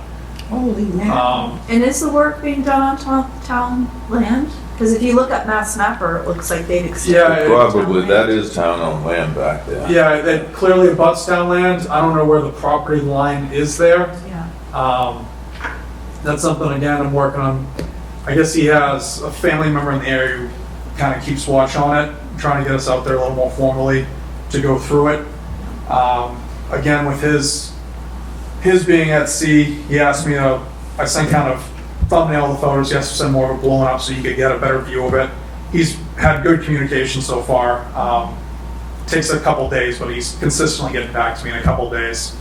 So I'm trying to set up for us to go out there with a representative of his, go through it to make sure he understands his stance, as he hasn't given permission or anything like that, but it's still his responsibility to make sure his tenants are doing the right thing. So I want to get it clear to him what the issues are there with some, Concom members, and then start working more towards forward. I think a plot plan would probably be a good spot to start, because I don't know what else he's going to flag the wetland, and Yeah. I think there's a chance we'll see some encroachment into the town land off the bat there, just from what's been filled, let alone the wetland issue. But again, it's another one that he's presented, he's moving forward. He's allowed me out there at least. So I'm going to keep trying to move forward with everyone on the same page and see where we go from there. And if we need to get more serious, we can do it. But the relationship seems to be going well. I'm trying to keep it that way, and he seems to be somewhat upset by it as well. So, tough to maintain your tenants from a distance, but it's his responsibility to do it. Ultimately, it's like a landlord. Yeah, I mean, he's the captain of a ship, so he signs his emails Captain Scott, and he's got a little boat on the bottom, and I'm sure he understands the responsibilities of managing situations. Takes that rent payment. Yeah, exactly. So, yeah. Okay, so minutes approval, I think the only thing we have is June 25th, 2024. Anybody have anything they want to change or add to it? Do we have enough people to vote on it? Because I was absent. Oh, Well, we have a quorum, so we can vote, you can abstain. Okay. You can still vote, Got it. You're following, yeah.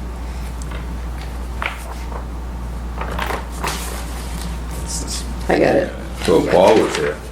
Yeah, Paul was there. Maybe we can have him read it. Come up and take June a vote. 25th. It's your last meeting, I think.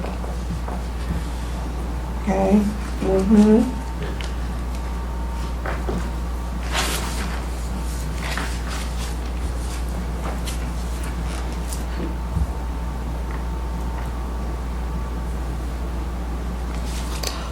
Thank you, Mr. Bunker. You'll be off the board, so Ms. Matiosis will be doing the inspection. Thank you. Motion to approve. Yes. Okay. And second? Second. All right, all in favor? Aye. One abstention? Yep. Okay. Anyone against? No. Unanimous abstention. Okay. And then correspondence, I think the only one we have is Island Grove Maintenance. because we got sent out email to everybody. Mhm. It looks really good. Yep. I think it, actually from reading it over, the scientists said, we're like, it's even better than they expected it would go. Which was a good thing to hear. Yeah, there's lots of natives that came back. Yes. Very little left of the invasive species, and so I think they're gonna, I think they said they were gonna continue, right? Yeah, They were Liz, gonna- Liz said Next they're year, going to they'll- release through 2025. Yeah. Yeah, okay. Good. Yeah, it's great. I was really pleased looking at it. I was too. Okay. And anything else? No. All good? Motion to adjourn. Order of conditions. Oh, What? you're right. We Mountain have to biking. do the order of conditions. Do we have the Bike? Checklist. I don't know if I have any blanks. Sugar mama. Sugar mama. I left mine at home. I have. Do you have any blanks in that little carriage over there? You look well. I did have some and I didn't bring them. you. Could not Christina Wait a come minute, prepared, wait a she minute, would have. wait a minute, what's this? What's this? Oh, yeah, well, What? Allison? With the applicant standing there. I got them. Okay. I have a blank. Oh, yeah, could I have an extra one? Sorry. I like to write all over mine, sorry. So this is the Ames Knoll. So, siltation fence barrier? no, they're not Don't doing they that. need any of that? Nope, they don't need Okay, I that. don't think they need anything for A, Nope, B, not B either, not C, C, D, E, F, F, on-site G, conditions. Gee. G1, G2, Yep, G3, yep. G4, 5, Mm-hmm. how far away? 100? Well, I'd say 100 because they're not gonna do any excavating. It's just gonna be the materials that they'll have in Yeah. the parking lot, so Mhm. say 100. Yeah, 100. 6, 7, it's very doubtful, but.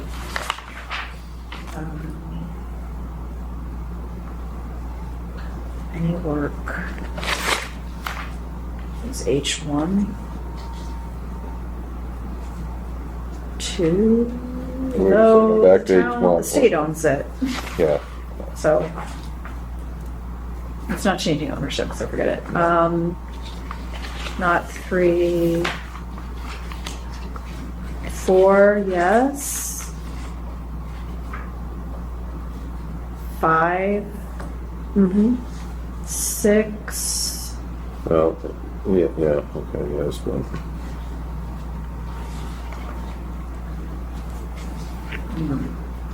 I would just do H6, say the as-built. H6. What about F and G? We're not doing any site grade contours. No. It's just G. Right, Okay. Okay. so H6G. 7.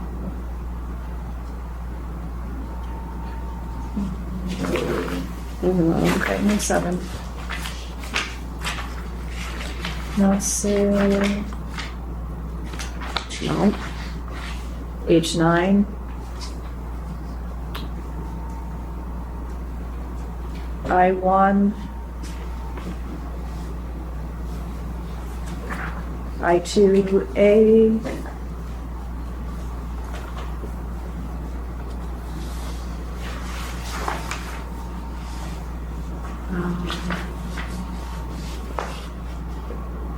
That's it. Good. Excellent. Okay, good. And we need to have that signed. Do we have the Blank form. blank form? I don't have one with me. So. That's okay, we can- Done up and then I'll chase you all down into there, I guess. Yeah, okay. So yeah, that's it. Just need the enforcement order signed. What? Yeah, the nice thing with Concom is you all live in town, so. Yeah. Just that, and then we're good. Very good. Are we ready to end it? Motion to adjourn? Second. All in favor? Aye. All right. Thank you. Imagine.